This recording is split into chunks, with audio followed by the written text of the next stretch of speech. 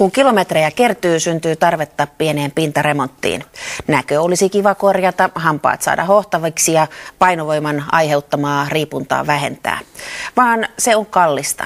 Raha saakin harkitsemaan terveysturismia, matkaa jonnekin, missä operaatiot ovat halvempia.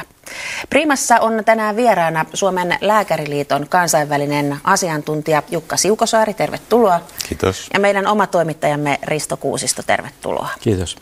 Ennen kuin puhutaan tästä terveysturismista lisää, katsotaan millainen oli Riston silmäleikkausmatka Intiaan. Kuulun niihin ihmisiin, joiden lasit ovat jatkuvasti kateissa. Sitten kun ne ahterin alta viimein löytyvät, niin ne ovatkin jo rikki. Piilolinssit kutittavat ja niiden hoitokin on monimutkaista. Silmien näönkorjausleikkauksia on jo tehty parisenkymmentä vuotta, mutta edelleen hinnat ovat aika rasvaisia. Suomessa leikkaus maksaa 2 tonnista lähes 4 tonniin. Käteeni osui Sitran raportti, jossa sanotaan näin. Terveysturismi Intiaan on kasvava ala. Siellä tehdään esimerkiksi silmäleikkauksia huipputekniikan avulla ja paljon halvemmalla kuin länsimaissa. Siispä Intiaan. Mä oon lähdössä Intiaan leikkauttaa silmäni, niin että pääsen näistä eroon. Lähtisitkö itse? Se on kyllä siinä, että tosin luotan suomalaiseen terveydenhuoltoon. Ja mikä ehkä voi arveluttaa on hygienia siellä, että me on nähty vessoja ja kaikkia, niin ne ei ole ihan parhaassa mahdollisessa kunnossa. Että. Olisiko sulla mulle antaa joku varoituksen sana? No, pese käteesi. En varmaan lähtisi. Sä luotat suomalaiseen lääketieteeseen? Mä luotan suomalaiseen. En lähtis. En. Aika uhkarohkeita sanoisin minä. Olisiko joku toinen maa, missä sä tekisit sen? No ehkä Suomessa, jossain Euroopassa, sivistyksen keskellä. Täytyisi tietää ensin tarkkaan mihin on menossa. Kannattaisi ehkä tavata semmoisia, ketkä on ensin ollut siellä leikattavana ja nähdä vähän sitä sairaalan tasoa. Ei kovin rohkaisevaa, mutta ainahan homman voi perua, jos ei sitten haluakaan koekaniiniksi. Ja sanassa terveysturismihan on 2 osaa.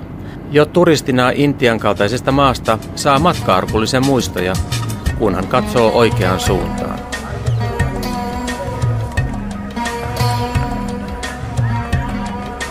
Vaikka lentokoneessa monet olivat kovin epäileviä, niin jos intialaiset ovat pystyneet rakentamaan jo 1600-luvulla tämänlaisen pyttingin, niin eiköhän ne nyt yhdet suomalaiset silmät osaa leikata.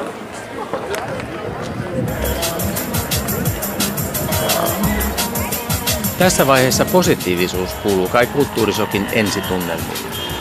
Sehän on tietysti hyvä merkki, että pyhät lehmät ovat vastassa klinikalle mentäessä. Klinikoita on paljon. Tämän löysin netistä.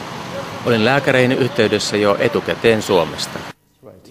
Kulttuuriero näkyy jo alustavassa näkötestissä.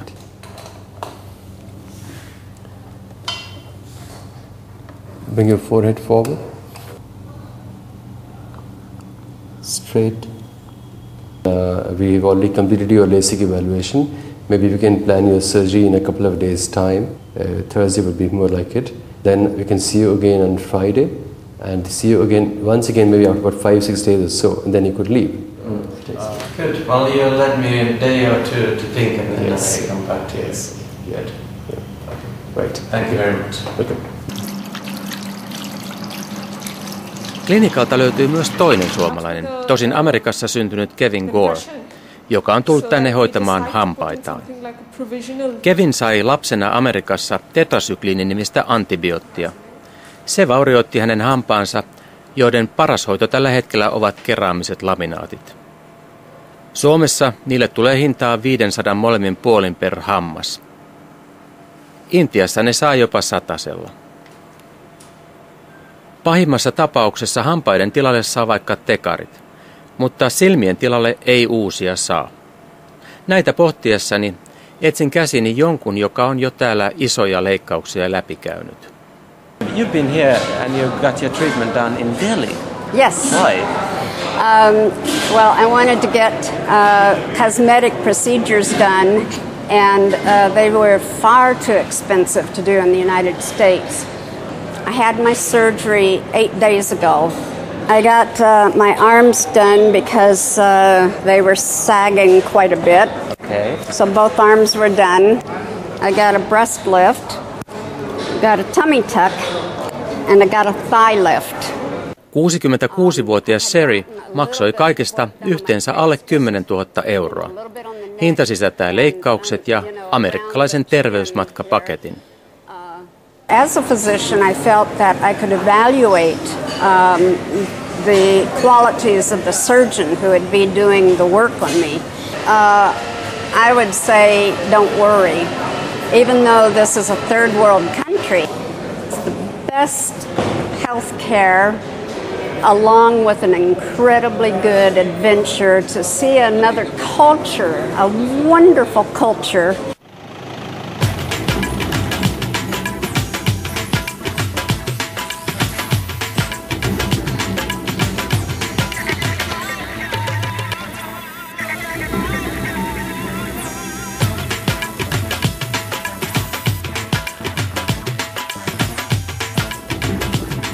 Vaikka saataisiin hyvin kuvitella, niin nämä taustalla olevat eivät ole sairaalasta karanneita terveysturisteja.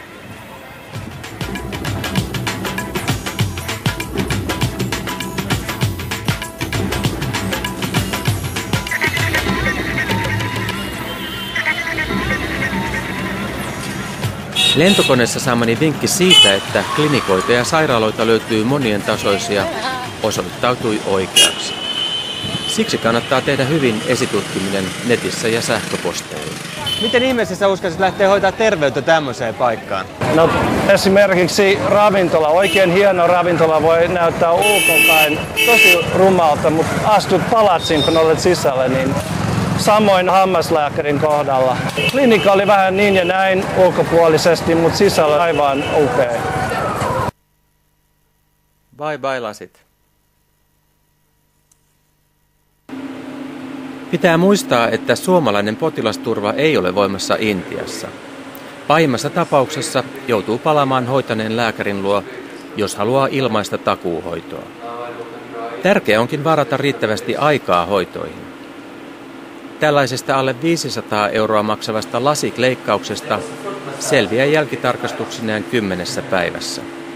Piilolinssien käyttö pitää lopettaa pari viikkoa ennen matkaa. LASIK is a very commonly sought after treatment by travelers. But for the last 3-4 years, there's an increase in the international patients who come specifically for a medical treatment. And the technology-wise, basic LASIK is same. And yes, there are refinements, there are advancements, but there's no radical difference. And but in certain ways, things are more advanced, more developed here in India. Fine, both eyes are perfect, right? So, all the best. Welcome. Kevinin hammashoito eteni hienosti. 8 laminaattia, valkaisu ja 8 takahampaan vetäytyneet ikenet suojattiin muovilla. Hintaa kertyi 1200 euroa. Suomessa lasku olisi ollut helposti 5-kertainen. Most of the time they come in for aesthetic procedures like bleaching or whitening procedures. They come in for implants, they come in for a change of smile. Generally we do stress on the fact that we do need a certain amount of time. But because these are cases that we also like to do, and so you want to be enthusiastic also about treating such cases, so you go out of the way sometimes, and mostly it's manageable even if we have to press a little bit on time, because India is a growing market, so there's a lot more awareness, and since the last 5 or 10 years we do see a definite growth in the standard as well. Elikkä sä uskallat suositella kavereillekin sitä ilman muuta intialaista kokemusta? Ilman muuta, siis mulla ei ollut siinä hoidon aikana mitään epäilyksiä, että lääkäri ei olisi osannut hoitaa mun hampaita. Ja hinta on kyllä aika ratkaiseva. To the airport!